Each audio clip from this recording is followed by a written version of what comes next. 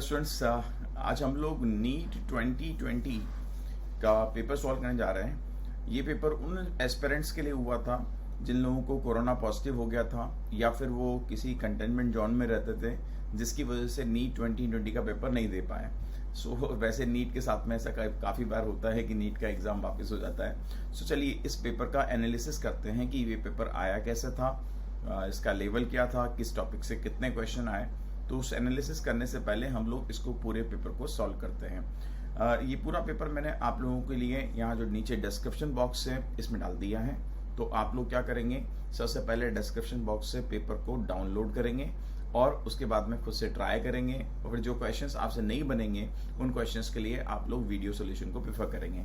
चलिए सॉल्व करते हैं, देखते हैं कि कैसा पेपर आया था। The EM wave with the shortest wavelength among the following. अब इस क्वेश्चन को किस चैप्टर में डालेंगे, आप चाहें तो इस क्वेश्चन को मॉडर्न फिजिक्स में डाल सकते हो, ठीक है। So you can put this in modern physics also, you can put this in the EM wave also, तो आप किसी में भी डाल सकते हो इसको, राइट। अब इस क्वेश्चन में क्या दिया है, the EM wave with shortest wavelength. अब शॉर्टेस्ट वेवलेंथ होगा तो एनर्जी जो है मैक्सिमम हो जाएगा, राइट। अब UV light, X rays, microwave and gamma rays. तो हम लोग जानते हैं गामा रेज जो निकलती हैं वो न्यूक्लियस से निकलती हैं और इनकी एनर्जी इन सब में सबसे ज्यादा होगी मेगा इलेक्ट्रॉन वोल्ट में। जब गामा रेज की एनर्जी सबसे ज्यादा है तो ऑब्वियस बात है इनकी वेवलेंथ सबसे शॉर्टेस्ट होगी, इसलिए इस क्वेश्चन का आंसर बन जाएगा third option. So this was the easy question. The next question was from the circular kinematics, so I can say that this was from the chapter circular kinematics. अब इस question में क्या दिया हुआ है कि the angular speed of a wheel of a vehicle increase from this to this. So this would be your initial angular speed and this is the final angular speed and this increases in 14 second and you need to find out the angular acceleration. यानी बिल्कुल ये kinematics का जैसे question है कि जैसे speed, initial speed दे रखी है, फाइनल स्पीड दे रखी है और आपको एक्सेलरेशन का वैल्यू पूछा है। तो यहाँ पर सबसे पहले आप देखिए ये रोटेशन पर मिनट में दिया हुआ है, ये रोटेशन पर मिनट में दिया हुआ है, जबकि आंसर रेडियन पर सेकंड में है। तो आपको रोटेशन पर मिनट को रेडियन पर सेकंड में कन्वर्ट करना पड़ेगा। सो आप देखिए you have the value of omega naught and that is 360 rotation पर मिनट। वन रोटेशन में 2 पाई रेडियन होता है स्टूडेंट्स, एक मिनट में 60 सेकेंड होते हैं। जैसे ही आप इसको सॉल्व करेंगे तो आपके पास में आ जाएगा ये 12 पाई रेडियन पर सेकेंड। अब ओमेगा के बारे में बात करें तो सिमिलर वे में 1200 डिवाइडेड बाय 60 इंटू 2 पाई, यानी ये निकल के आ जाएगा स्टूडेंट्स आपके पास में 40 पाई रेडियन पर सेकेंड, ये निकल के आ गया। अब आप जानते हैं जैसे v is equals to u plus AT होता है, ऐसे यहाँ पे omega is equals to omega not plus alpha t बन जाएगा। जब यहाँ पर आप वैल्यू सब्स्टिट्यूट करेंगे तो 40 pi is equals to 12 pi plus alpha t आ जाएगा, जहाँ पर t का वैल्यू 14 होगा। तो आपके पास में अल्फा का वैल्यू आ गया 28 पाई डिवाइडेड बाय 14, यानी आंसर आ जाएगा 2 पाई रेडियन पर second square. So this was the question, again one of the easy question. This question was from the chapter modern physics. इस क्वेश्चन में क्या दिया हुआ है कि what happened to the mass number and atomic mass number of element when it emits gamma radiation. हम जानते हैं कि जब गामा रेडिएशन बनता है तो गामा रेडिएशन जब बनता है जब x से y बने और जो y बने वो एक्साइटेड स्टेट में बने, और जब ये y अपने ग्राउंड स्टेट में लौट के आता है तो गामा रेडिएशन बनता है। Gamma radiation is like energy, ठीक है। जब एनर्जी के बारे में बात कर रहे हैं तो एनर्जी किसी भी टाइप के मास नंबर और एटॉमिक मास नंबर में कोई चेंज प्रोड्यूस नहीं करता है। जब ये दोनों में यानी ए और जेड में कोई चेंज प्रोड्यूस नहीं करेगा तो ऑब्वियस सी बात है कि वो अनचेंज रहेंगे, तो आपका आंसर बन जाएगा second option. This question was from the chapter basic mathematics. ठीक है, इसमें दिया हुआ है the angle 1 minute of arc in radian is nearly equals to. हम जानते हैं कि जो 1 मिनट होता है that is equals to 1/60 degree, right. तो ये बन जाएगा 1/60 डिग्री, और डिग्री को रेडियन में कन्वर्ट करना चाहोगे तो पाई अपॉन 180 से मल्टीप्लाई कर दोगे। जैसे ही पाई अपॉन 180 से मल्टीप्लाई करोगे और इसको सॉल्व करोगे तो आपके पास में जो आंसर निकल के आएगा that would B 2.91 into 10⁻⁻⁴ radian. ठीक है, यानी आपका आंसर आ जाएगा फर्स्ट ऑप्शन। ऐसा नीट के इतिहास में पहली बार ही हुआ होगा कि बेसिक मैथ से कोई क्वेश्चन आया। अब इससे ज़्यादा आसान क्वेश्चन तो पॉसिबल ही नहीं है कि आपको दिया जाए कि 1 मिनट जो है इसको कन्वर्ट करो रेडियन में। ठीक है, चलिए इस क्वेश्चन दिया हुआ है the magnetic flux linked with a coil is given by this. So you have the value of magnetic flux, the magnitude of induced EMF in the coil in 4th second. तो हम जानते हैं कि जो induced EMF होता है that is minus d∅dt. अब यहाँ पर क्योंकि इन्होंने केवल इसका मैग्नीट्यूड पूछा है इसलिए मैंने मैग्नीट्यूड लगा दिया, यानी d/dt ऑफ आपके पास बन जाएगा 5t² + 3t + 16। जैसे इसका डिफरेंशिएशन किया तो हमारे पास में आ गया 10t + 3। अब इन्होंने बोला है एट t = 4 सेकेंड, तो जैसे ही आप t का वैल्यू 4 सेकेंड पुट करेंगे तो आप पास में आ जाएगा 40 + 3 यानी 43 volt, and this would be your answer. So second option is your answer.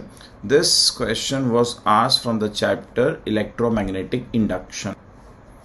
इस क्वेश्चन दिया हुआ है द इलेक्ट्रिक फील्ड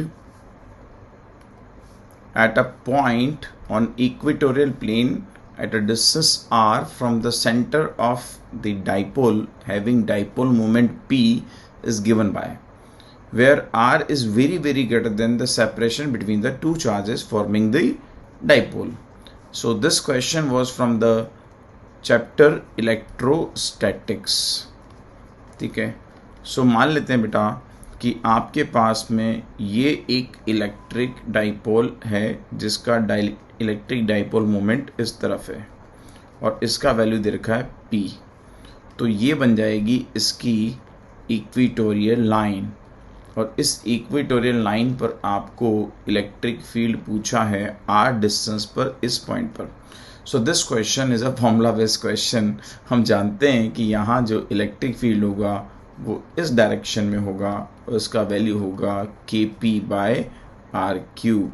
तो अगर हम इसको लिखना चाहेंगे तो हम लिखेंगे, क्योंकि यहाँ जो इलेक्ट्रिक फील्ड है ये डाइपोल मोमेंट के अपोजिट है इसलिए -kp/r³, या फिर इसकी वैल्यू को यानी k की वैल्यू को पुट करेंगे तो 1/4πε0 of r³ into p।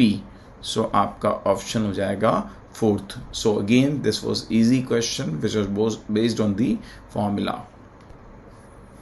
In this question it is given that a plano-convex lens of unknown material, right? So material is unknown and unknown focal length is given. With the help of spirometer we can measure the focal length of the lens. नहीं भाई, focal length of lens निकालनी है तो आपको ज़रूरत पड़ती है refractive index की, रेडियस ऑफ कर्वेचर की, दोनों मिसिंग है, और हमें तो यहाँ स्पेरोमीटर को यूज़ करना है।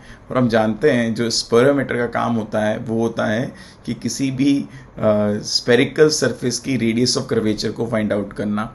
तो स्पेरोमीटर से हम फोकल लेंथ नहीं निकाल सकते, so this is the wrong option. इससे तो केवल आप रेडियस ऑफ कर्वेचर निकाल सकते हैं। So can be measure the radius of curvature of the curve surface, तो यही ऑप्शन आपका सही ऑप्शन बन जाएगा क्योंकि स्पेरोमीटर दे रखा है। सो दिखने में ये क्वेश्चन आपको लगता है कि ये ज्योमेट्रिकल ऑप्टिक्स से क्वेश्चन आया है, लेकिन मैं इसको ज्योमेट्रिकल ऑप्टिक्स से ज़्यादा पुट करना चाहूँगा आपके मेजरिंग इंस्ट्रूमेंट्स में. सो this was the question from the measuring instruments. ठीक है, not from the optics. So measuring instruments में इसको आपको इंक्लूड करना चाहिए, क्योंकि ये स्पेरोमीटर की प्रॉपर्टी होती है कि वो रेडियस ऑफ कर्वेचर को मेजर करता है. सो यहाँ पर रेडियस ऑफ कर्वेचर मेजर हो जाएगा. In this question it is given that a light bulb and the inductor, light bulb, so this is the bulb and this is the inductor coil, are connected to an AC source, ठीक है, through a key as shown in the figure. The key is closed, इसको आपने close कर दिया, and after some time an iron rod is inserted into the interior of the inductor. तो आपने यहाँ पे किसी आयरन रॉड को इंसर्ट किया. ठीक है, then the glow of the bulb. हम जानते हैं किसी भी बल्ब का जो ग्लो है वो इस बात पर डिपेंड करेगा कि उसमें कितनी हीट लॉस हो रही है, यानी H is equals to I² RT, right. तो अगर यहाँ एक कॉइल इंसर्ट करोगे तो कॉइल के इंसर्ट करने से इस बल्ब के रेजिस्टेंस में कोई चेंज नहीं आने वाला है. T is a per unit time लेते हैं आप यहाँ पर, तो उसमें भी कोई चीज़ नहीं है. यानी सब कुछ डिपेंड करेगा करंट पर कि करंट में क्या हो रहा है. तो अगर आप देखें कि यहाँ पर जैसे ही आप एक कॉइल को इंसर्ट करते हैं तो कॉइल को इंसर्ट करते ही ये जो इंडक्टेंस है इसमें एक्सेल का वैल्यू इंक्रीज कर जाएगा. और हम जानते हैं इस कॉम्बिनेशन के लिए जो इम्पीडेंस का वैल्यू बनेगा that is √of R² plus XL². क्योंकि एक्सेल का वैल्यू इंक्रीज हो गया इसलिए Z का वैल्यू इंक्रीज हो जाएगा. तो सर्किट में इम्पीडेंस का वैल्यू इंक्रीज हो गया तो Z के वैल्यू के इंक्रीज होने की वजह से करंट का वैल्यू कम हो जाएगा. करंट का वैल्यू कम होने की वजह से हीट का लॉस कम हो जाएगा. जब हीट का लॉस कम हो जाएगा तो अल्टीमेटली इसका इफेक्ट ये पड़ेगा कि इस बल्ब का ग्लो डिक्रीज कर जाएगा. सो this was the question from the chapter AC. Next question, the efficiency of a Carnot engine. हम जानते हैं कार्नोट इंजन की जो एफिशिएंसी का फॉर्मूला होता है वो होता है 1 - T2/T1. Now this depends on temperature of the sink only, temperature of the source and sink. तो अगर आप यहाँ पे ध्यान से देखें तो ये जो T2 होता है, this T2 is basically the temperature of sink, और जो T1 होता है this one is the temperature of source. तो हम क्या देख रहे हैं कि ये जो एफिशिएंसी इसकी आ रही है ये सोर्स और सिंक दोनों के टेम्परेचर पे डिपेंड कर रही है. That's why your answer would be the second option. This question was asked from the chapter thermodynamics. ठीक है, out of the following which one is the forward bias. हम जानते हैं पीएन जंक्शन डायोड में अगर आपको फॉरवर्ड बायस करना है तो फॉरवर्ड बायस की कंडीशन होती है कि potential at P junction should be more than the potential at N, यानी वीपी का वैल्यू वीएन से बड़ा होना चाहिए. तो आप क्या देख रहे हैं, इन दोनों को कंपेयर किया तो this is lower potential, this one is higher potential, तो ये फॉरवर्ड बायस नहीं बनेगा. यहाँ ये लोअर पोटेंशियल, ये हायर पोटेंशियल, फॉरवर्ड बायस नहीं बनेगा. यहाँ ये lower potential, higher potential, forward bias नहीं बनेगा. यानी इन तीनों केसेस में बन रहा है रिवर्स बायस. आपको तो चाहिए फॉरवर्ड बायस. तो आप देख रहे हैं ये 0 और ये -3, यानी ये बन गया लोअर पोटेंशियल, ये बन गया आपका higher potential. So this would be the situation of forward bias. So it would be your answer. This question was from the chapter semiconductor. For the given circuit, the current I will be. Current I का value बताना है. इससे आसान question electric current से आ ही नहीं सकता. सो this was the question from the electric current. इससे आसान क्वेश्चन नहीं आ सकता. ये तो 9th स्टैंडर्ड का क्वेश्चन आ गया कि आपको करंट का वैल्यू निकालना है. तो आप जानते हैं कि यहाँ जो करंट फ्लो होगी, यहाँ देखिए ये 2 वोल्ट और ये 4 वोल्ट सेम ऑर्डर में है, यानी टोटल पोटेंशियल मिल गया 6 वोल्ट. यहाँ 1 ओम, 2 ओम, ठीक है, और ये 6 ओम डिवाइड बाय 6 ओम, यानी आंसर आ जाएगा 1 ampere. This would be your answer. इस क्वेश्चन में दिया हुआ है आपको कि to coherent sources of light interfere and produces fringe pattern on the screen for central maxima the phase difference between the two waves will be. हम जानते हैं कि YDSC में जब सेंट्रल मैक्सिमा के बारे में बात करते हैं तो सेंट्रल मैक्सिमा पर पाथ डिफरेंस 0 होता है, तो ऑब्वियस सी बात है वहाँ पर फेज डिफरेंस का वैल्यू भी 0 होगा। सो this was the question from the chapter wave optics. और अगेन वही बात बोलूँगा, इससे इजी क्वेश्चन पॉसिबल ही नहीं हो सकता। This was the question from modern physics.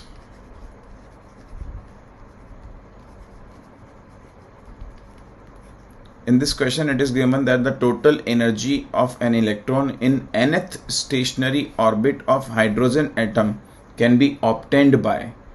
तो हम जानते हैं टोटल एनर्जी किसी भी nth ऑर्बिट में जो होती है वो होती है आप पास में -13.6 by n square electron volt. So this was the formula based question.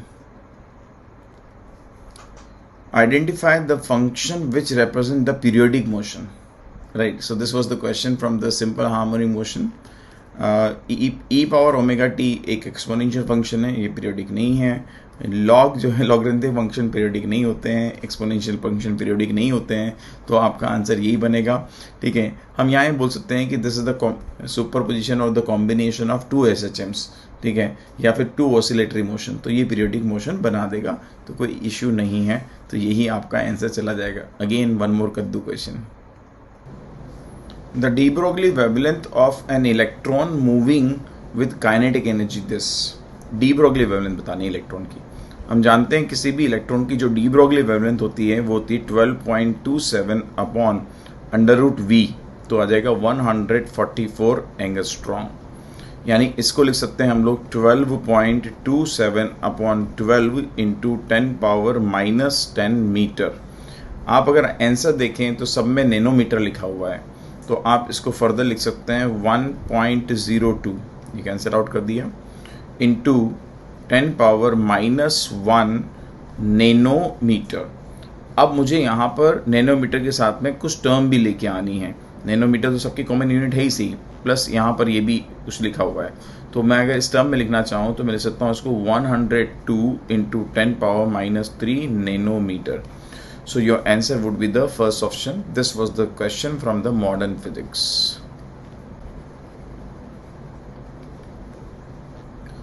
In this question, the mean free path L for a gas molecule depends upon the diameter d of the molecule। हम जानते हैं कि जो mean free path होता है that has value 1/√2 pi d square n। तो अगर आप यहाँ से ध्यान से देखेंगे तो आप पाएंगे कि this is proportional to 1/d²। तो आपका आंसर जो आएगा that would be the first option, right. आप अगर ध्यान से देखें तो जो इससे पहले नीट 2020 हुआ था उसमें भी क्वेश्चन मीन फ्री पाथ से आया था, यहाँ पर भी मीन फ्री पाथ से डाल दिया। So this was the question from the thermodynamics. An NPN transistor is connected in common emitter. तो आप देख सकते हैं कि यहाँ पर हमने एमीटर को कॉमन रखा हुआ है, configuration, right, in which the collector voltage drop across the load resistance. तो यहाँ पे लोड रेजिस्टेंस के अक्रॉस जो कलेक्टर वोल्टेज ड्रॉप हो रही है, the in which the collector voltage drop across the load resistance connected to collector circuit is 0.8 volt. So यहाँ जो ड्रॉप हुआ दैट इज 0.8 वोल्ट, और आपसे कलेक्टर करंट पूछिए। तो हम जानते हैं कि जो कलेक्टर करंट यहाँ पर आपके पास में आएगी that is equals to the collector voltage drop divided by the collector resistance. तो आपको यहाँ RC का वैल्यू दिया हुआ है, आपको यहाँ पर VC का वैल्यू दिया हुआ है। So you can write 0.8 divided by 800। तो आपके पास में निकल के आ जाएगा ये 10⁻³ एम्पियर, या फिर आपके पास में आ जाएगा 1 milli ampere. So this would be your answer. This question was asked from the chapter semiconductor।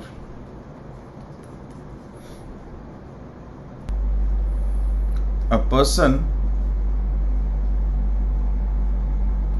person sitting in the ground floor of a building notices through the window of height 1.5 meter a ball dropped from the roof of the building crosses the window in 0.1 second. What is the velocity of the ball when it is at the topmost point of the window? So guys, एक काम करते हैं, हम इसको एक window consider कर लेते हैं। तो इस विंडो की आपको हाइट दे रखी है 1.5 मीटर और एक पर्सन ने क्या ऑब्जर्व किया कि यहाँ से कहीं से हमने एक बॉल को ड्रॉप किया है, ठीक है। तो बॉल यहाँ से चलती हुई आई, जब ये बॉल यहाँ इसके टॉप पॉइंट पर होती है तो इसको यहाँ से यहाँ तक चलने में जो टाइम लगता है that time is equals to 0.1 second. ये हमें दिया हुआ है, यानी 1.5 मीटर चलने में हमें जो टाइम, इस बॉल को जो टाइम लग रहा है दैट इज 0.1 सेकेंड। और आपको यहाँ विंडो के टॉप पर इसकी वेलोसिटी पूछी है, यानी आपको देखा जाए तो एस दे दिया, टाइम दे दिया और जी तो आपको पता ही है और यू पूछा है आपसे। तो आप जानते हैं कि एस इज इक्वल्स टू होता है U T plus half of A T square. तो यहाँ पर एस का वैल्यू दिया है इन्होंने 1.5 मीटर, यू आपको बताना है, टाइम हो गया 0.1 प्लस हाफ ऑफ ए यानी 10, टी स्क्वेयर यानी 0.1 का होल स्क्वेयर। ये आपके पास में आ गया। तो यहाँ पर 0.1 से 0.1 सब जगह कैंसिल कर देते हैं, तो हमारे पास में बचेगा क्या, 15 is equals to u plus 0.5। तो हमारे पास में इसका u का वैल्यू आ रहा है 14.5 मीटर पर सेकेंड, ठीक है। तो उसकी यहाँ जो वेलोसिटी होगी that would B 14.5 metre per second and this would be your answer. इसी क्वेश्चन को अगर आप मेरे ट्रिक मेथड से करते तो ऐसे करते कि यहाँ पर जो एवरेज वेलोसिटी है उस एवरेज वेलोसिटी का वैल्यू आ जाता है आपके पास में 15 मीटर पर सेकेंड। कैसे, टोटल डिस्टेंस को अपन टोटल टाइम से डिवाइड कर दें, तो एवरेज वेलोसिटी आ गई आपस में 15 मीटर पर सेकेंड। और आपसे यहाँ पर वेलोसिटी पूछी थी, यानी u आपसे पूछा था। हम जानते हैं ये होता है u प्लस a/2 यानी 10/2 और टाइम दे रखा है 0.1।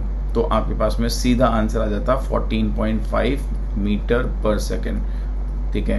तो जिन लोगों ने ट्रिक मेथड पढ़ा होगा उनके लिए तो ये और भी आसान था। In this question, the magnetic field in a plane electromagnetic wave is given by this. So this is basically you have the value of k and this one is the omega. So omega t plus kx इस term में दिया हुआ है। Then calculate the wavelength. So हम लोग जानते हैं कि जो वेवलेंथ होती है वो होती है 2π/k या फिर k होता है 2π/λ। तो आपको k दिया हुआ है, तो 2π/k, k का वैल्यू पुट करेंगे तो पाई इंटू 10⁻3। तो पाई से पाई कैंसिल आउट हो गया, जैसे ही पाई से पाई कैंसिल आउट हुआ तो आपका आंसर आ जाएगा 2 × 10⁻³ मीटर, यानी सेकेंड ऑप्शन आपका आंसर आएगा। Again one of the easy question from the chapter of EM waves.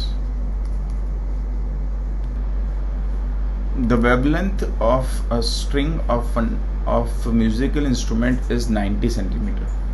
Length आपको string की दे रखी है 90 centimeter की. Has fundamental frequency of 120 hertz. Where should it be pressed to produce the fundamental frequency of 180 hertz? तो पहले case में भी आपको फंडामेंटल फ्रिक्वेंसी दे रखी है और दूसरे केस में भी फंडामेंटल फ्रिक्वेंसी आपको लेके आनी है। हम जानते हैं म्यूजिकल इंस्ट्रूमेंट में अगर हमने किसी भी स्ट्रिंग को रखा हुआ है तो उसके दोनों एंड क्लोज होंगे, राइट। और यहाँ फंडामेंटल जो फ्रिक्वेंसी बनेगी तो उस केस में ऐसा कुछ आपके पास में स्टैंडिंग वेव प्रोड्यूस होता है। तो यहाँ हम लिख सकते हैं कि जो फंडामेंटल फ्रिक्वेंसी होगी उसका वैल्यू हो जाएगा v/2L के equal and this has given as value 120 hertz, ठीक है। तो यहाँ से अगर आप देखें तो v का वैल्यू बन रहा है आपके पास में 120 × 2L, लेंथ का वैल्यू है 90 सेंटीमीटर, ये आपके पास में वैल्यू बना। तो इसको यहाँ पे एक रखते हैं। अब हमने क्या किया, where should it be pressed to produce again fundamental frequency. अब हमें नहीं पता कहाँ प्रेस करना है, तो अब जो नई फंडामेंटल फ्रिक्वेंसी बनानी है that is 180 hertz. Basic concept same है, वो v/2l' हो जाएगा बस। तो हम लोग क्या बोल सकते हैं कि यहाँ l' का जो वैल्यू बनेगा v यानी 120 इंटू 2 इंटू 90, ये तो v का वैल्यू सब्स्टिट्यूट कर दिया इक्वेशन 1 से मैंने, डिवाइडेड बाय 2 इंटू 180। तो हमारे पास में 2 से 2 कैंसिल आउट हो गया, ये यहाँ से 2 टाइम कैंसिल आउट हो गया, तो जो लेंथ का वैल्यू आएगा दैट इज 60 सेंटीमीटर। यानी मेरा आंसर बन जाएगा इस क्वेश्चन का second option. This question was from the chapter mechanical waves, right. The acceleration of an electron due to mutual interaction between the electron and proton when they are this distance apart. Mass of electron दिया हुआ है, charge of electron दिया हुआ है, सारी value दी हुई है। तो हम जानते हैं कि जो फोर्स ऑफ इंटरेक्शन होता है that is k(q1 q2) upon r square. तो इलेक्ट्रॉन प्रोटॉन पे चार्ज सेम है, इसलिए ke² अपॉन r स्क्वायर बन जाएगा, और ये होता है मास इंटू एक्सेलरेशन के इक्वल, इसलिए एक्सेलरेशन का वैल्यू बन जाएगा ke² अपॉन mr² के इक्वल। k का वैल्यू दे रखा है बेटा यहाँ पर आपको 9 इंटू 10 पावर 9, e का वैल्यू 1.6 इंटू 10 पावर -19 का होल स्क्वायर, मास का वैल्यू दिया हुआ है आपको 9 इंटू 10 पावर -31, और डिस्टेंस दिया हुआ है आपको 1.6 एंगस्ट्रॉम यानी 10 पावर -10, तो इसका होल स्क्वायर। जब बेटा इसको सॉल्व करेंगे तो आपके पास में आंसर जो निकल के आएगा that would be 10 power 22 metre per second square, इसलिए आपका आंसर चला जाएगा third option. This was the question from the electrostatics chapter.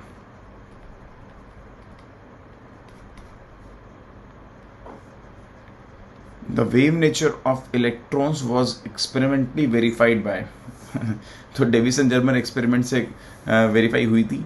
सो इससे इजी क्वेश्चन नहीं हो सकता। ये क्वेश्चन आया है चैप्टर मॉडर्न फिजिक्स से, ठीक है। तो वेव नेचर ऑफ इलेक्ट्रॉन्स जो वेरीफाई करी थी वो डेविसन एंड जर्मर ने करी थी, जिसको कि हम लोग डेविसन जर्मर एक्सपेरिमेंट बोलते हैं। इस क्वेश्चन दिया हुआ है बेटा, 2 solid conductors are made up of the same material, ठीक है, have the same length and same resistance. One of them has circular area of cross section A1, the other has square cross section area A2, the ratio of this. तो हम जानते हैं किसी भी conductor का जो रेजिस्टेंस होता है वो रो इंटू एल अपॉन ए होता है। क्योंकि ये दोनों सेम मटेरियल के बने हुए हैं इसलिए दोनों में रो का वैल्यू सेम होगा, दोनों में रेजिस्टेंस का वैल्यू भी सेम दिया हुआ है, ठीक है, और दोनों में लेंथ का वैल्यू भी सेम दिया हुआ है। तो ये तीनों वैल्यू सेम हो गई। तो इस कंडीशन में दोनों का रेजिस्टेंस इक्वल जब ही बन सकता है जबकि दोनों का एरिया भी सेम हो। तो यहाँ अगर एरिया का रेशियो निकालोगे A1/A2 then this should be equals to 1। सो आपका आंसर आ जाएगा first option. This was the question from the chapter electric current. In this question, for the circuit given below, so there is a circuit given, the Kirchhoff loop rule for the loop BC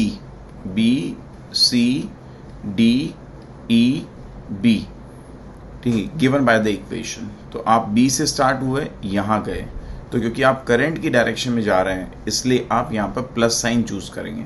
जब plus sign choose करेंगे तो आप लिखोगे +I2R2, तो +I2R2 या तो इस equation में है या फिर इसमें है।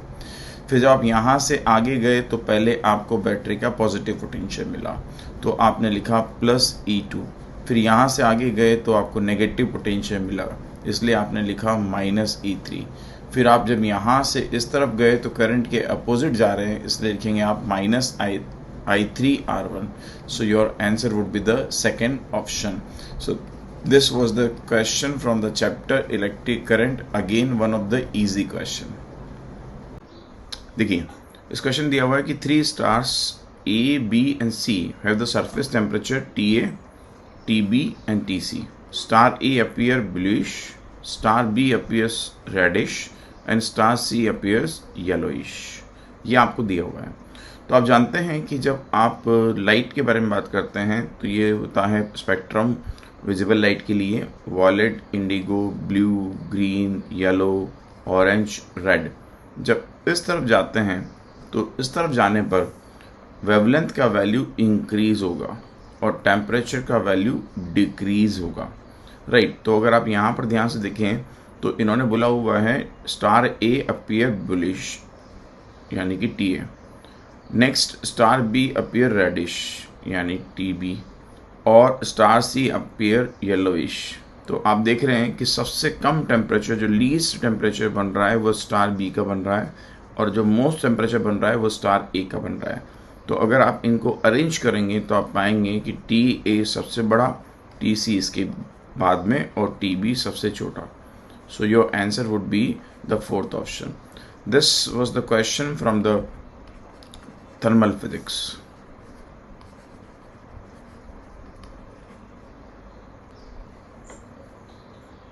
इस क्वेश्चन दिया बेटा कि a liquid does not wet the solid surface if the angle of contact. तो हम जानते हैं कि लिक्विड अगर सॉलिड सरफेस को वेट नहीं कर रहा है तो एंगल ऑफ कॉन्टैक्ट का जो वैल्यू होना चाहिए that should be more than 90 degree, तभी तो वेट नहीं करेगा, ठीक है। So your answer would be the more than 90 degree. This was the question from fluid mechanics. इस क्वेश्चन दिया बेटा कि a point mass is moved in a vertical circle of radius R. So let's suppose this is a vertical circle and this vertical circle has radius of small r, ये इसका radius है। with the help of a string the velocity of mass is under root 7 gr at the lowest point। तो आप इसको vertical circle में travel करवा रहे हो और लोएस्ट पॉइंट पर जो इसकी वेलोसिटी आपको दी हुई है that velocity has value under root of 7 gr, ये दिया हुआ है। The tension in the string at the lowest point, और टेंशन पूछिए, यानी यहाँ पर टेंशन लग रहा होगा इस तरफ और यहाँ लग रहा होगा धरती माता का प्यार mg। तो हम जानते हैं कि यहाँ हम लिखेंगे इसको T माइनस mg, ये होगा centimetre force is equals to mv square by r, यानी इसका वैल्यू आ जाएगा m 7gr। 7gr क्यों किया, अंडर रूट में दिया हुआ तो स्क्वायर में 7gr बन जाएगा डिवाइडेड बाय r, तो r से r कैंसिल आउट हो गया, यानी इसका वैल्यू आ गया 7 mg। तो यहाँ से टेंशन का वैल्यू निकालोगे तो टेंशन का वैल्यू आ जाएगा 8 mg। मुझे इसको भी स्मॉल r कर देना चाहिए, ठीक है। तो मेरे पास में थर्ड ऑप्शन आंसर निकल के आ जाएगा। Now this was the question from the circular motion.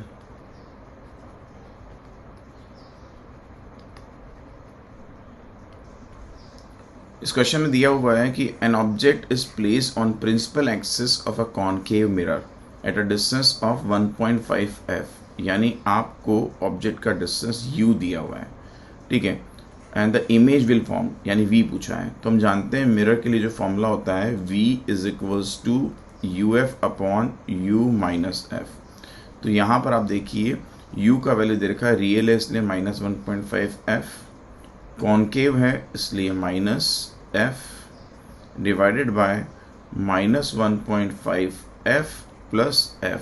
जब इसको सॉल्व करेंगे तो आगे हमारे पास में 1.5 into f divided by minus 0.5 of f, यानी जैसे ही कैंसिल किया तो इसका वैल्यू आ गया माइनस ऑफ 3f, और ये यहीं पर इमेज बनेगी यानी रियल इमेज आपकी फॉर्म हो रही होगी।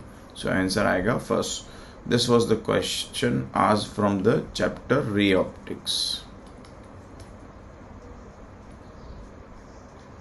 इस क्वेश्चन दिया बेटा कि the half life of a radioactive sample undergoing the alpha decay. So this is what, this one is the half life, T half. If the number of nuclei in the sample, so ये number of nuclei initially बोल सकते हो, N not दिया हुआ है आपको। The activity of the sample is nearly, तो हम जानते हैं कि एक्टिविटी का वैल्यू होता है लैम्डा इंटू एन, और ये भी जानते हैं कि लैम्डा का वैल्यू होता है 0.693 upon T½ into number of active nucleus.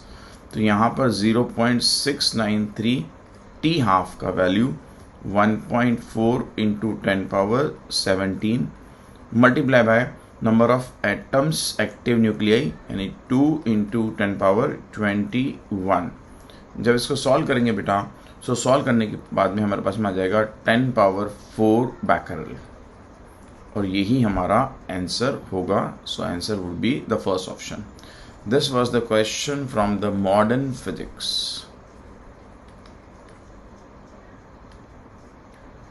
In this question, it is given that if the critical angle for TIR from a medium to vacuum is 45 degree, so light is going like this कि ये medium है, let's suppose it has refractive mu। जब ये यहाँ पर light fall करती है at the angle of 45 degree, तो फिर इसने TIR किया, तो हम लोग यहाँ पर सीमा पे खड़े हो जाएंगे, यहाँ एयर है और स्नेल्स लॉ अप्लाई करेंगे, तो आ जाएगा mu sine 45 degree is equals to 1, यानी म्यू का वैल्यू आ जाएगा √2। अब हमसे पूछा है the velocity of light in the medium, यानी यहाँ पर आपसे वेलोसिटी ऑफ लाइट पूछा है। हम जानते हैं mu is equals to c/v होता है, तो हमारे पास में v का वैल्यू बन जाएगा c/√2 या फिर 3 into 10⁸ divided by √2 metre per second, इसलिए आंसर आ जाएगा आपका second option. This was the question asked from the chapter ray optics. In this question, it is given that there is a wheel with 20 metallic spokes. ठीक है, each 1 meter long is rotated with the speed of this, right, in a plane perpendicular to the magnetic field. So this is the value of magnetic field, right? This one is the value of omega. This one is the value of length of spoke. The induced EMF between the axle and the rim, और आपको 1G is equal to 10⁻⁻⁴ Tesla दिया हुआ है।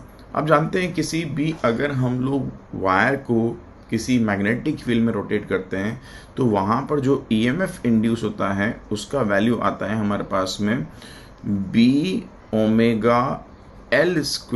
Divided by 2। तो अगर आप यहाँ पर ध्यान से देखें तो आप पास में B का वैल्यू दिया हुआ है 0.4 इंटू 10⁻⁻⁴ टेस्ला, ये तो हो गया B का वैल्यू। ओमेगा के बारे में बात करें तो ओमेगा दिया हुआ है आपको 120 रोटेशन पर मिनट, लेकिन आपको ऐसा ही यूनिट में आंसर करना है, इसलिए आप इसको लिखोगे 120 minute is equals to 1 by, मतलब आप मिनट को सेकंड में कन्वर्ट कर दोगे तो इससे डिवाइड कर दोगे, 1 रोटेशन इज इक्वल्स टू 2 पाई। जैसे ही आप इसको करोगे बेटा तो अब ये कन्वर्ट हो जाएगा आपका रेडियन पर सेकंड में। तो आपको यहाँ पर इस बात का ध्यान रखना था कि ऐसा ही यूनिट में रोटेशन पर मिनट नहीं लेते हैं, ठीक है, रेडियन पर सेकंड लेते हैं। तो सबसे पहले मैंने इसको रेडियन पर सेकंड कन्वर्ट कर दिया। लेंथ के बारे में बात करें तो लेंथ का 1 का स्क्वायर है डिवाइडेड बाय कंप्लीट 2। तो जैसे ही आप इसको सॉल्व करेंगे तो फिर आपके पास में जो वैल्यू निकल के आएगी that would be equals to 2.512 into 10⁻⁻⁴ volt, ठीक है, यानी आपका आंसर आ जाएगा first option. This was the question from the chapter EMI, purely formula based question था। In this question, an ideal gas equation can be written as this, where rho and m0 are respectively। तो हम लोग जानते हैं भाई m0 तो जो होगा that would be the molar mass, ये तो हम श्योर हैं।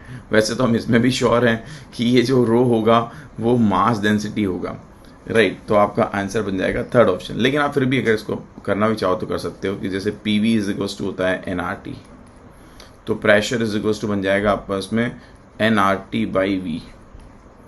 n होता है नंबर ऑफ मोल, तो m को डिवाइड कर दो, यानी मास ऑफ जो भी सैंपल दिया उसको डिवाइड कर दो मोलिकुलर वेट्स यानी मोलर मास से, ठीक है। तो ये आ जाएगा आप पास में RT/V। अब ये जो हम लोगों ने लिखा है मास पर यूनिट वॉल्यूम, इसको लिख सकते हैं हम लोग रो, सो ये बन जाएगा रो RT/m0। तो अगर आप यहाँ देखें तो जो रो है ये है मास पर यूनिट वॉल्यूम, इसलिए इसको मास डेंसिटी नाम देंगे, और m0 is the molar mass. तो आपका आंसर आ जाएगा थर्ड ऑप्शन। कोई ज़रूरत नहीं थी ये भी करने की, पहले ही हमें पता था। This was the question asked from the thermal physics. In this question, it is given that the variation of electrostatic potential with the radial distance r from the center of positively charged metallic shell. तो हमने क्या किया, यहाँ सबसे पहले एक बनाया spherical shell, और हम क्या बोल रहे हैं इसमें कि इसका रेडियस आपको r दिया हुआ है, उसके ऊपर हमने चार्ज डिस्ट्रीब्यूट कर दिया। लेट्स सपोज जो चार्ज डिस्ट्रीब्यूट किया है दैट चार्ज इज q। तो हमसे कोई पूछे कि शेल के बाहर यानी इस पॉइंट पर इलेक्ट्रिक पोटेंशियल क्या होगा, तो हम जानते हैं कि बाहर इलेक्ट्रिक पोटेंशियल होता है KQ/R। कोई हमसे पूछे कि सरफेस पर कितना होगा, तो हम जानते हैं कि VS का वैल्यू होता है KQ/R। और हम जानते हैं इसके अंदर बात करेंगे तो आपके शेल के अंदर इलेक्ट्रिक फील्ड का वैल्यू 0 होता है, यानी पोटेंशियल का वैल्यू कांस्टेंट होता है। तो इसके अंदर जो पोटेंशियल होगा that is equals to the potential at the surface यानी KQ/R, यानी अंदर पोटेंशियल का वैल्यू कांस्टेंट रहता है। तो आप देखिए यहाँ अंदर पोटेंशियल 0 दे रखा है, इसलिए ये आंसर नहीं होगा। यहाँ कांस्टेंट नहीं है इसलिए ये भी आंसर नहीं होगा। यहाँ कांस्टेंट नहीं है ये भी आंसर नहीं होगा। तो आपका आंसर ये बन जाएगा। इसमें यहाँ पर कांस्टेंट है और बाद में पोटेंशियल का वैल्यू वेरी कर रहा है आउटसाइड इनवर्सली 1/R, इसलिए आपका आंसर सेकेंड ऑप्शन जाएगा। This was the question asked from the chapter electrostatics. Next question is which of the following gate is called universal gate. ठीक है, तो अब यूनिवर्सल गेट के बारे में बात करें तो हम जानते हैं जो नैंड गेट होता है और जो आपका नोर गेट होता है, तो नैंड एंड नोर गेट, इनको हम यूनिवर्सल गेट की फॉर्मेट में जानते हैं। ठीक है, तो यहाँ पे आपको दिया हुआ है नैंड गेट, तो यही आपका आंसर बन जाएगा। This was the question from the chapter semiconductor.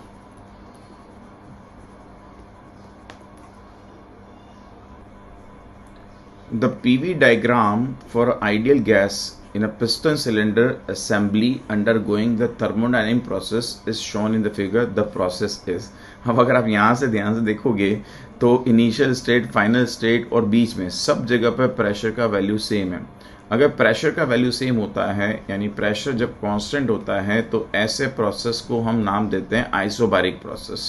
तो ये जो बन जाएगा आपका, ये एक आइसोबैरिक प्रोसेस बनेगा। That's why your answer would be the third option. And this was the question from the thermal physics. In this question, it is given that the power of a bioconvex lens is 10 diopter. So biconvex lens की आपको power दी हुई है 10 diopter, and the radius of curvature of each surface is given as the 10 centimeter. So we have the power of biconvex lens as 10 diopter and radius curvature is 10 centimeter.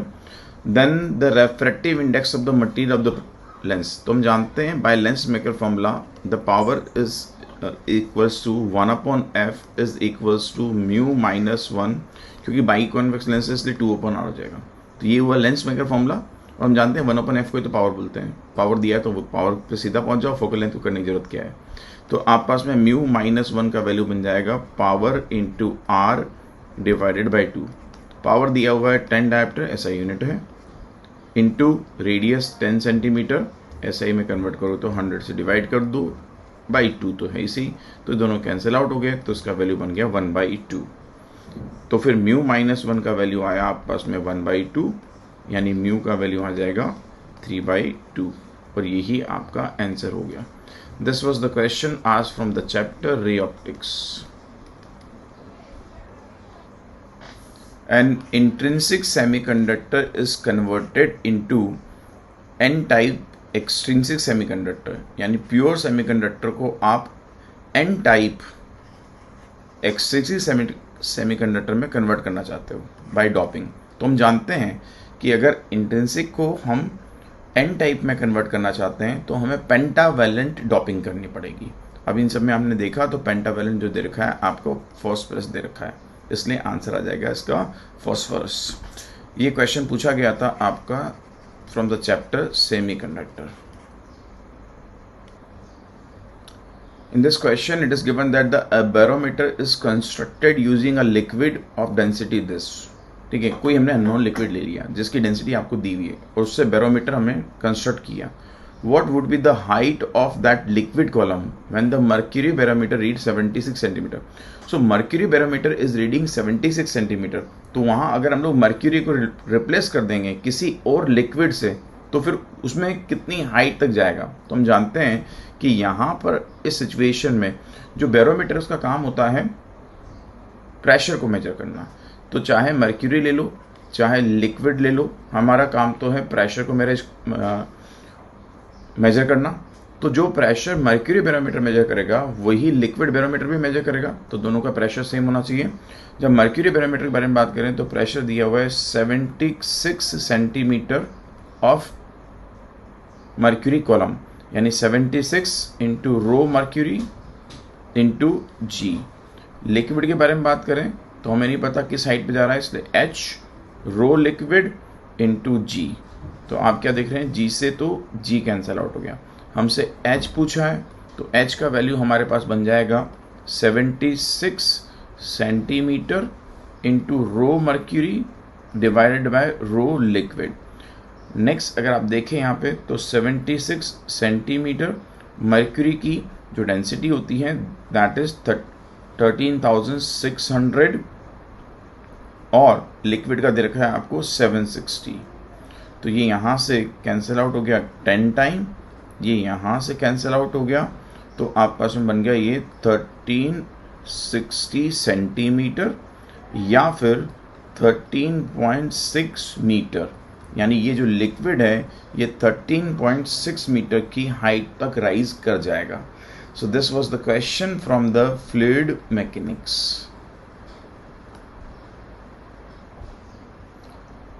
In this question, it is given that there is a wire of length L meter carrying a current I ampere bent in form of a circle.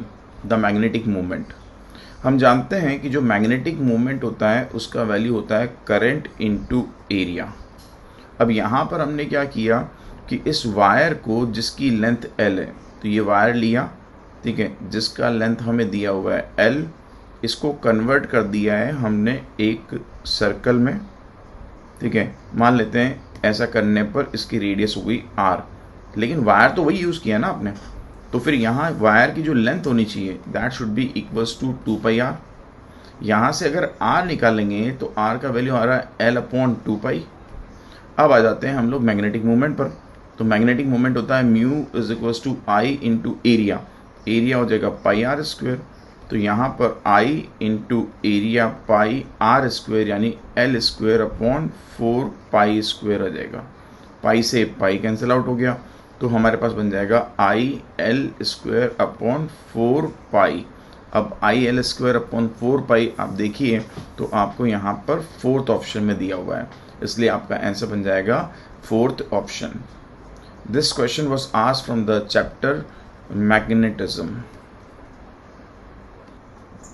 In this question, it is given that there is a parallel plate capacitor having cross-section area A and separation D, has air between the plates. Now, insulating slab of same area but thickness D/2 is inserted between the plate as shown in the figure. K has value this, the ratio of new capacitance to original capacitance. तो जब आपने यहाँ पर इसको slab को insert नहीं किया था तो जो इसका ओरिजिनल कैपेसिटेंस होगा वो होगा ε0A/d. ये ओरिजिनल कैपेसिटेंस होगा. जैसे ही स्लैब को इंसर्ट करोगे तो उसका जो कैपेसिटेंस है इसका वैल्यू हो जाएगा ε0A/d माइनस t, ठीक है, प्लस t/k. यहाँ पर t का वैल्यू दिया हुआ है बेटा आपको d/2. तो जब यहाँ फर्दर सॉल्व करेंगे तो आप पास में आ जाएगा ε0A divided by d minus d/2 plus d/2 और k का वैल्यू 4 यानी d/8. और जैसे इसको सॉल्व किया तो हमारे पास में इसका वैल्यू निकल के आ गया 8/5 ऑफ ε0A/d, यानी कि C स्लैब का वैल्यू निकल के आ गया 8/5 ऑफ C ओरिजिनल. और हमसे पूछा था ratio of the new capacitance to the original. तो आपको नए कैपेसिटेंस का ओरिजिनल कैपेसिटेंस से रेशियो बताना है. So that would be equals to 8/5. So your answer would be the second option. This question was asked from the chapter capacitor. In this question it is given that what is the depth at which the value of acceleration due to gravity become 1/n time the value of gravity at the surface of the earth. तो हम जानते हैं कि g depth का जो value होता है that is equals to g into 1 minus D upon R. और यहाँ पर दिया हुआ है कि जब अर्थ के अंदर जा रहा है तो ग्रेविटी का वैल्यू 1/n हो जाना चाहिए, यानी g surface divided by n हो जाना चाहिए. इसको मुझे g सरफेस लिख देना चाहिए. तो g surface into 1 minus D upon R. g surface से g सरफेस कैंसिल आउट हो गया, तो हमारे पास बन रहा है 1/n is equals to 1 minus D upon R. So d upon R is equals to 1 minus 1/n, that is equals to n minus 1 divided by n, यानी कि डेप्थ का वैल्यू आ जाएगा n minus 1 into R divided by n. यानी आपका जो answer बनेगा that would be the second option. This was the question asked from the chapter gravitation. In this question it is given that three identical spheres each of mass m are placed at the corners of the right angle triangle with mutually perpendicular sides equals to 2m. Taking the point of intersection of the two mutually perpendicular sides at the origin, find the position of the center of mass. तो हम जानते हैं कि एक्सीएम का formula जो होता है वो होता है m1x1. तो बेटा मैंने एक काम किया है, मैंने इसको 1 स्पीयर बोल दिया, इसको मैं बोल रहा हूँ सेकंड स्पीयर, इसको बोल रहा हूँ मैं थर्ड स्पीयर. तो m1x1, तो आप देख रहे हैं कि पहले के लिए मास तो m है, ठीक है, लेकिन डिस्टेंस 0 है. दूसरे में m2x2, तो m2 के लिए मास तो m है और डिस्टेंस जो x में बन रही है दैट इज 2. और थर्ड के लिए मास m, लेकिन इसका जो कोऑर्डिनेट लिखेंगे तो इसका कोऑर्डिनेट आ रहा है 0,2, तो इसका x कोऑर्डिनेट 0 हो गया डिवाइडेड बाय टोटल मास यानी 3m. यानी आप पास में xcm का वैल्यू बन गया बेटा यहाँ पर 2/3. इसी टाइप से ycm निकालोगे तो पहले के लिए m इंटू 0, क्योंकि इसके कोऑर्डिनेट तो 0,0 है, तो ना ये x में पार्टिसिपेट करेगा ना y में. दूसरे के लिए m इंटू 0, क्यों दूसरे के लिए m इंटू 0 क्यों हुआ, क्योंकि इसके कोऑर्डिनेट जो है बनेंगे 2,0, तो इसका y कोऑर्डिनेट तो 0 होगा ना.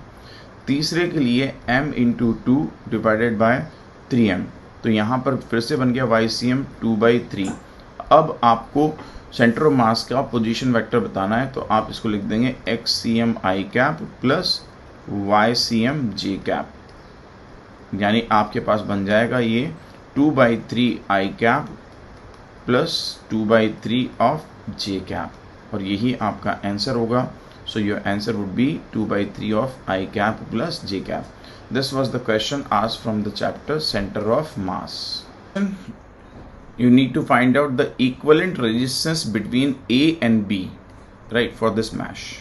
तो आप क्या देख रहे हैं बेटा, ये दोनों जो हैं they are connected in series, ठीक है. तो इन दोनों को मैं चाहूँ तो ऐसे बना सकता हूँ, दोनों की जगह पे सीरीज में कनेक्टेड है. इस दिस 6 ओम तो एज इट इज़ रहेगा, ठीक है, और ये दोनों मिलके यहाँ पर एक रेजिस्टेंस क्रिएट कर दिए हैं 12 ओम. जैसे ये करोगे तो आपको ये दोनों पैरेलल में दिखने लगेंगे, और हम जानते हैं पैरेलल की कंडीशन में इक्विवेलेंट होता है R1 R2 upon R1 plus R2. नीचे वाले कांस्टेंट रहेंगे, उनमें कोई चेंज नहीं किया मैंने अभी. तो यहाँ 12 इंटू 6 डिवाइडेड बाई 18, तो ये 3 टाइम और ये 4 टाइम, यानी इनका इक्विवेलेंट रेजिस्टेंस जो बन रहा है दैट इज 4 ओम. तो अब मैं इस पूरे मैश को जो यहाँ पर है इसको 4 ओम से रिप्लेस कर सकता हूँ. तो जैसे रिप्लेस किया तो मेरे पास बन गया 4 ओम, ठीक है, फिर इस पूरे को रिप्लेस कर दिया 4 ओम से, और ये वाला लेग तो था आपका 8 ओम का. और आपसे A और B पॉइंट के बीच में इक्विवेलेंट रेजिस्टेंस पूछा है, तो RAB जब मैं लिखूंगा तो आ जाएगा मेरे पास में सब सीरीज में है, इसलिए 4 + 4 + 8 यानी आ जाएगा 16 ओम, और यही मेरा आंसर बनेगा. So this was the question from the chapter electric current. In this question it is given that the calculate the acceleration of the block and trolley system, right, as shown in figure. इनका आपको acceleration बताना है. तो हम जानते हैं ये एक स्ट्रिंग से कनेक्टेड है, तो अगर इस ब्लॉक का एक्सेलरेशन ए डाउनवर्ड मानूंगा तो ट्रॉली का भी एक्सेलरेशन ए ही होगा. The coefficient of friction, kinetic friction between the trolley and the surface is this. तो ऑब्वियस बात है जब यहाँ पर ये नीचे की तरफ जा रहा होगा तो यहाँ फ्रिक्शन फोर्स पीछे की तरफ लग रहा होगा, that is the kinetic friction, right. और यहाँ लग रहा होगा धरती माता का प्यार mg यानी 20. तो 20 नीचे लग रहा है, काइनेटिक फ्रिक्शन पीछे लग रहा है, जिसका वैल्यू होगा म्यू के इंटू mg. म्यू के का वैल्यू दे रखा है आपको 0.05 और mg का वैल्यू बन जाएगा 10 इंटू 10, यानी बोल सकता हूँ कि पीछे लग रहा है 5. अब ये सिंपल मशीन है और हमने आपको पढ़ाया था कि सिंपल मशीन में दिमाग नहीं लगाना होता है, सिंपल सा काम करना होता है, net force upon total mass. तो एक फोर्स नीचे लगा 20, फिर यहाँ अपोजिंग फोर्स लगा 5, तो नेट फोर्स हो गया 20 minus 5 divide by total mass, यानी कि आपको दिया हुआ है टोटल मास 12. तो आप पास बन गया यहाँ पर 15 डिवाइडेड बाई 12. जब 15 डिवाइड बाई 12 करोगे तो आप पास में आ जाएगा 3 5 15, 5 बाई 4, यानी 1.25 मीटर पर सेकेंड स्क्वायर. यही आपका आंसर होगा. So answer would be the first option. This was the question asked from the chapter friction. So guys, this was the complete solution of NEET COVID 2020 paper. NEET में काफ़ी time ऐसा होता है कि paper वापस हो जाता है, कभी पेपर आउट हो जाता है, कोई भी XYZ रीज़न हो जाते हैं. This time the reason was the COVID. If I compare this paper with the old one, तो मैं इस बात का कंक्लूजन निकाल सकता हूँ कि उन लोगों ने पुराने पेपर के लेवल में और इस पेपर में एक बैलेंस बिठाने की कोशिश की थी. तो अगर मैं अपने फिज़िक्स के पेपर को जो पहले पेपर हुआ था उससे कंपेयर करूँ तो इसका लेवल एग्जैक्टली सेम ही था. न मैं इसको हाई लेवल बोलूँगा न मैं इसको लोअर लेवल बोलूँगा, एग्जैक्टली सेम लेवल था. इवन उन लोगों ने चैप्टर्स में भी इस बात का ध्यान रखा कि पहले जिस चैप्टर से क्वेश्चन आया हो अब उसी चैप्टर से क्वेश्चन दिया जाए. जैसे इससे पुराने वाले पेपर में मीन फ्री पास से क्वेश्चन डाला था और इस वाले पेपर में भी मीन फ्री पास से क्वेश्चन डाला. तो इन लोगों ने इसका भी ध्यान रखा कि क्वेश्चन जो डाले जाएं वो बिल्कुल ही वैसे डाले जाएं जैसे पुराने पेपर में आए थे. सो अगर किसी बच्चे ने इस पेपर की प्रिपरेशन ऐसे की होगी कि पुराना पेपर देख के बिल्कुल वो उन्हीं चैप्टर्स को पढ़ा होगा और उन्हीं क्वेश्चन को पढ़ा होगा तो उसके लिए ज़्यादा बेनिफिशियल रहा होगा. सो गाइज यहीं पर हम लोग इसको ओवर करते हैं. Don't forget to like, comment and subscribe, right. And और भी बहुत सारे वीडियो आने वाले हैं इसी टाइप के, और उनको करते रहिए और अपनी फिजिक्स को स्ट्रॉन्ग बनाते रहिए. चलिए बाय बाय.